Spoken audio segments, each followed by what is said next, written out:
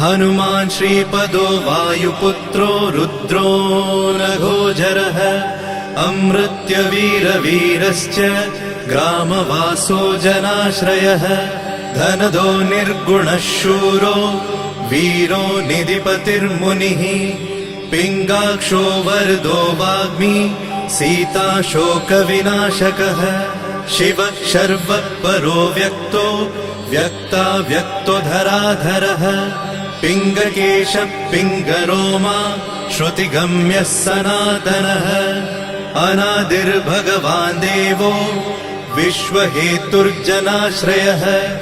आरोग्यकर्ता विश्वेशो विश्वनाथो हरीश्वरः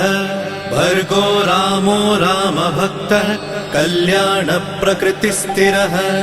विश्वम्भरो विश्वमूर्तिर्